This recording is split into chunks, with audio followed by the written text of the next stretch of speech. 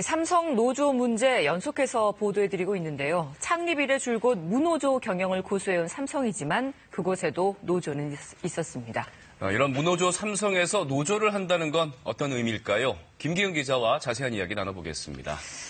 네, 김 기자. 무노조 경영을 한다는 삼성그룹에서 과연 노조가 있을 수 있을까? 그리고 제대로 활동할 수 있을까 싶은데요. 네, 삼성에선 노동조합과 관련해 회자되는 말이 있는데요. 내 눈에 흙이 들어가도 노조는 안 된다. 바로 삼성의 창업주죠. 고 이병철 회장이 했다고 하는 말입니다. 네.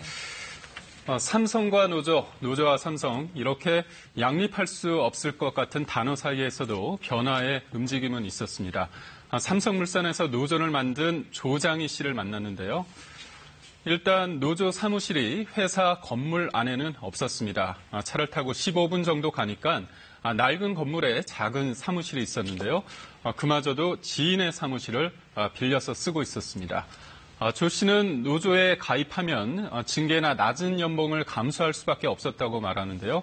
실제로 한 삼성물산 노조원은 6년 전 노조에 가입하기 전보다 지금 되레 연봉이 200만 원 정도 낮아졌습니다. 아니, 이런 분위기 속에서 노조를 세우는 과정도 쉽지만은 않았을 것 같은데요. 네, 그렇습니다. 삼성 SDI의 정재몽 씨의 경우를 한번 봤습니다. 정 씨는 지난해 노동조합 설립을 추진했습니다. 그런데 노조 설립 총회 전날 갑자기 베트남으로 해외 출장을 가라는 지시를 받은 겁니다. 미리 그날 휴가까지 냈는데 소용이 없었습니다. 결국 노조 설립 총회는 무산이 됐고요.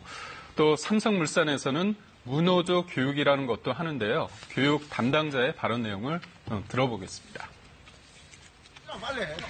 내부 세력이 있으면 대단한 일들을 벌인다. 그래서 나도 우리 예쁜 노조라고 초대가 그렇지 않습니다. 여기서 다시 네, 노조가 생기면 회사가 초토화된다 이런 말까지 방금 들었는데 그렇다면 삼성의 그룹 차원에서 조직적으로 이 노조 활동을 방해하는 거군요. 네, 검찰이 이와 관련해서 일단 수사를 하고 있습니다. 네.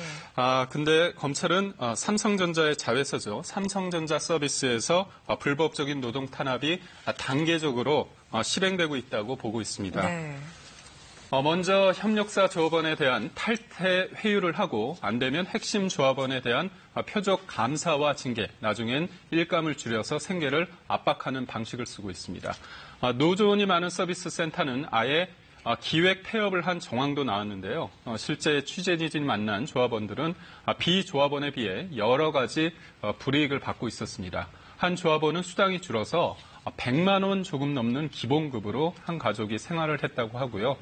갑작스러운 폐업으로 수입이 끊긴 경우도 많았습니다. 네. 이렇게 노조 설립이나 활동을 방해하는 행위, 위법행위 아니겠습니까? 네. 이런 경우는 법적 처벌을 받게 되잖아요. 네, 관련법이 있긴 있습니다. 하지만 현실에 적용되는 그것과는 거리가 좀 있었는데요. 부당노동 행위는 2천만 원 이하의 벌금이나 2년 이하의 징역형에 처하게 됩니다. 예.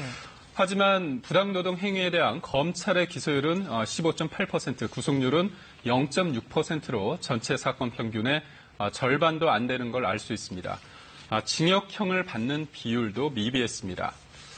그래서 노동계에서는 벌금형을 아예 없애고 징역형만 두자고 주장하고 있습니다.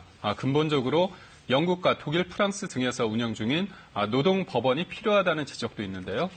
노동 사건만 다루는 법관, 또 노사 추천 참신관으로 재판부를 구성해 전문성을 강화하자는 겁니다. 네, 김기훈 기자 잘 들었습니다. 고맙습니다.